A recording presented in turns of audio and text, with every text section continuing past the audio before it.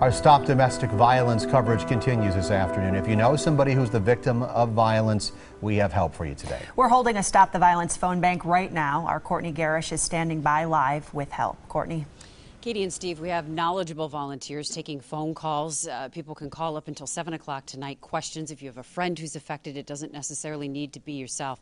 We encourage you to reach out, figure out ways to get help and get out of the situation that you or your friend is involved in. We have Angela Mancuso here, Executive Director of the Women's Center. We're going to talk about the myths and misconceptions of domestic violence. What are some of the big ones that people just don't have knowledge of? Sure. Well, one big one is that women provoked or deserved to be abused, and that's perhaps one of the most insensitive.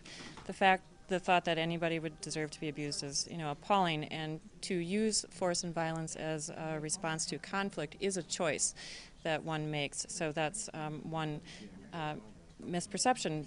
People don't stay in an abusive relationship because they like to be abused or they want to be abused. There's numerous reasons. It's complex and personal and difficult for somebody to leave, but oftentimes the victim wants the abuse to end, not the relationship. Well, you do hear a lot of people don't understand, who are not in this situation. Why did she stay, or why did he stay? Right. And, again, the reasons are complex, but there's numerous. So there might be children involved. They love their partner.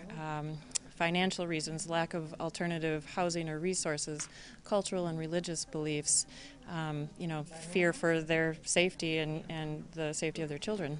So when people call in today, they don't necessarily have to make a big step in their lives. You can have a simple question, get support, whatever you need today. These volunteers are here to answer. That's correct. It's really just as a resource to maybe process through what you've been experiencing or what a loved one or a friend has been experiencing, because violence comes in so many forms, verbal, emotional, psychological, financial, physical, and sexual, and it just helps for people to know that there is somebody that they can talk to.